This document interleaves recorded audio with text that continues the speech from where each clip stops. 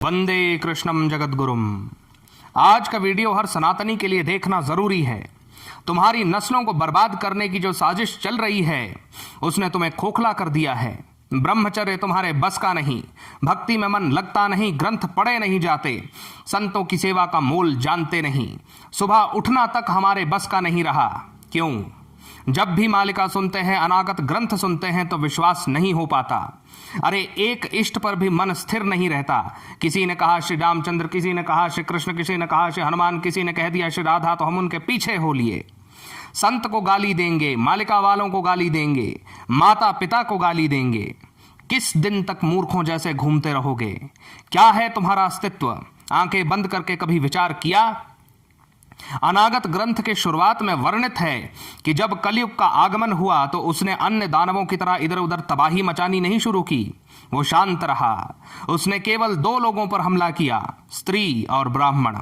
स्त्री का चरित्र मलिन होते ही घर का माहौल दूषित हो गया, बच्चे संस्कार विहीन हो गए। ब्राह्मणों के चित्त में अहंकार और लालच आते ही वे वास्तविक धर्म को भूल गए। आज भारत के किसी भी मंदिर में जाओ तो दर्शन तक के पैसे लगते हैं। मंदिर में ईश्वर के आभास का तो प्रश्न ही नहीं, धक्के जरूर लगेंगे।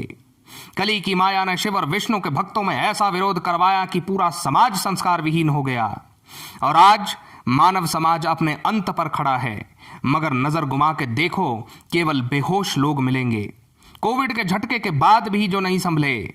सही कहा है, जब विनाश मनुष्य पर छाता है तो पहले विवेक मर जाता है। कल हमने एक बात कही थी, आज उसे फिर दोहराता हूं। अब धुरियां बन रही हैं, पोल्स। या तो आप भक्त हैं या नहीं हैं, या तो आप उन लोगों में से हैं जो नाम जापक हैं, ग्रंथ को मानते हैं, सत्य चित्त हैं, या आप उन मूर्खों में से हैं जो कली द्वारा नष्ट किए जा चुके हैं। बकवास करते घूमते हैं कि कुछ नहीं होगा, सब झूठ है। मालिका के 1,85,000 ग्रंथ बस यूं ही लिख दिए गए हैं। आप इनमें से कोई भी हो, मगर इनके बीच में नहीं हो सकते। भगवान को मानते तो हैं पर युग परिवर्तन पर संशय है। अब ऐसे लोगों का समय नहीं है। हम साफ कह चुके हैं कि 30 जनवरी को जो धूमकेतु दिखाई दिया था वो पूरी मानव सभ्यता को संकेत था कि प्रभु की तपस्या पूर्ण हो चुकी है। अब वे उठकर खड़े हुए हैं। 22 मार्च 2023 चैत्र की प्रथमा से एकत्रीकरण शुरू हो चुका है भक्तों का। चैत्र नवमी को दिखा इंदु पर बिंदु, ये बात का सूचक था कि जगत जननी मां की लीला भी शुरू हो चुकी है। हमने कहा था कि 22 अप्रैल के बाद भयंकर भ्रम फैलेगा। लोग मूर्खों जैसे प्रश्न करेंगे, विरोध करेंगे, संत जनों का विरोध बढ़ेगा, मालिका का विरोध बढ़ेगा। आपके सामने है प्रकट होने की लीला होती। कली ने धन का बल सबसे पहले धर्म से खींचा। कली की साजिश बड़ी गहरी थी। सबसे पहले कली ने धन का बल धर्म से खींचा। सरकारें अब मंदिरों और गुरुकुल को फंड नहीं देती, उल्टा वहां जो चढ़ावा चढ़ता भी है उसे भी ले लेती है। समाज के मन में यह भ्रांति पैदा कर दी कि संतों को भला धन की क्या आवश्यकता है, ताकि संत लोग या वे लोग जो समाज के कल्याण हेतु ज्ञान का रास्ता दिखाते थे, जो वास्तविक ज्ञान सिखाते थे, वे भूखे मर जाएं और पेट पालने के लिए वे कोई दूसरा काम ढूंढ कर करने को विवश हो जाएं। और समाज अपनी ही मूर्खता पर खिलखिलाकर हंसता रहा। इसीलिए मैंने पूर्व में भी कहा था कि सपोर्ट करिए उन कुछ यूट्यूबर्स को जो आपके लिए बिना लाग लपेट के मालिका का ज्ञान ला रहे हैं। अब यह आपका निर्णय है कि आप किसी भी यूट्यूबर की समीक्षा करके ये पता लगाएं कि क्या ये बिना लाग लपेट का ज्ञान बता रहा है या किसी अन्य औचित्य से केवल अपने आप को फेमस करने के लिए कोई ज्ञान दे रहा है। एक सत्य और उजागर करता हूं, जहां एक तरफ 90% समाज भ्रम, गुस्से और मूर्खता में जी रहा है, वहीं कुछ लोग ऐसे भी हैं जिनके पास मालिका है, ईश्वर का नाम है, और वो लोग जरा भी विचलित नहीं हैं। मालिका में प्रभु ने स्वयं कहा है कि अंत काल में मालिका का प्रचार खूब बढ़ेगा और जो भक्त इसकी शरण में आएगा वो कली के कलमश से छूट जाएगा। क्योंकि मालिका कोई ग्रंथ नहीं है, मालिका कोई शब्दों की माला नहीं है, मालिका स्वयं श्री कृष्ण जगन्नाथ जी का शब्द ब्रह्म है। हमारे अनागत दर्शन ग्रंथ में भी प्रभु ने ऐसा ही कहा है कि जिनके पास भी ये ग्रंथ रहेगा, युग परिवर्तन के विनाश में उनका विनाश नहीं होगा। कली की कालिमा धीरे धीरे उनसे दूर होती जाएगी। जब श्री गुरु ने आज्ञा की थी कि प्रचार करो और लोग मांगे तो कीमत पर देना, क्योंकि जो ज्ञान बिना कीमत के मुफ्त में पाया जाता है वो समय पड़ने पर लुप्त हो जाता है। तो सोचा कि कीमत क्या हो। बहुत दिनों तक सोचते रहे। फिर गुरु ने प्रभु का संदेश सुनाते हुए कहा कि एक कृष्ण भक्ता तुम्हें बताएगी। समय गुजरा, वो कृष्ण भक्ता भी प्राप्त हुई। तुम लोग जो कहते हो कि भगवान आएंगे कि नहीं आएंगे, यदि आज्ञा होती तो मैं उससे मिलवाता, जिसके साथ नित्य कृष्ण विहार करते हैं। उसने कहा 777 पर दो, कारण बाद में पता चला। ये नंबर दर्शाता है उस ज्ञान को जो ट्रांसफॉर्म कर देता है, उस ज्ञान को जिसके बाद कुछ भी जानना शेष नहीं रहता। बाद में एक दिन मुझे इस बात का रियलाइजेशन हुआ कि अंत काल में, युग परिवर्तन के इस काल में, वेद, ग्रंथ, शास्त्र, उपनिषद, श्रुति, स्मृति आदि को पढ़ने का क्या लाभ है, क्या प्राप्त हो जाएगा उनको पढ़ करके, क्योंकि वो तमाम ज्ञान इस समय में आपको भ्रमित करेगा। और देखिए, जिन लोगों ने इन ग्रंथों की शरण ले रखी है, सबसे ज्यादा दिग्भ्रमित बातें करते वही लोग मिलते हैं।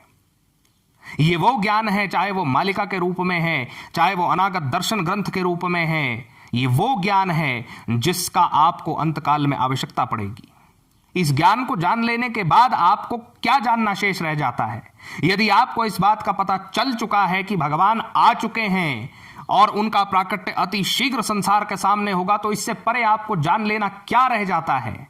यदि आपको इस बात का पता चल जाए कि नाम ही सब कुछ है और नाम के जापक के अलावा इस संसार में अंतकाल की परीक्षा को कोई पार नहीं कर सकेगा और केवल नाम में अपना मन लगाना है, तो इसके आगे क्या जानना शेष रह जाता है?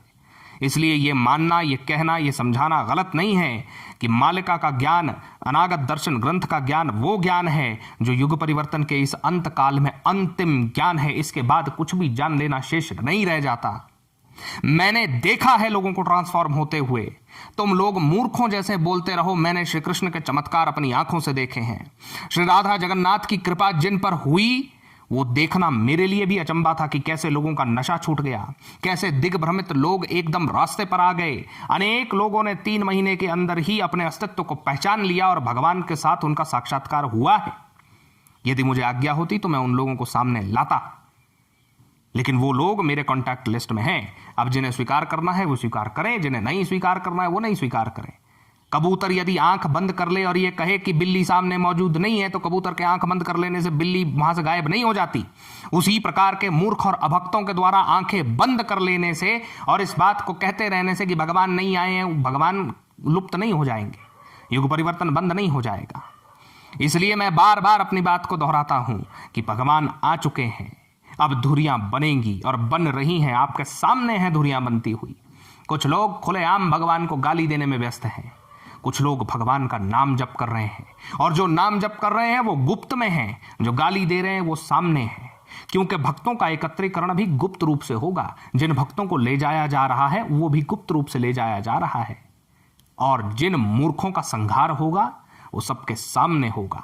इसीलिए लक्षण आज से प्रतीत हैं कि जो भक्त गुप्त में ले जाए जाएंगे वो गुप्त रूप से नाम जप कर रहे हैं, भगवान में आस्था स्थिर किए बैठे हैं, और जिन मूर्खों का संहार संसार के सामने होना है वह खुल करके भगवान को गाली दे रहे हैं। इसलिए चुनाव आपका है। मैं अंत में कहता हूं कि जब खुले में शराब बिक सकती है, जब मांस बिक सकता है, नशे का सामान खुले में बिकता है, तो हम प्रभु की वाणी का विस्तार क्यों छुप करके करें? हम उनका विस्तार क्यों खुल करके नहीं कर सकते? जिसे बकवास करनी हो वो करते रहें।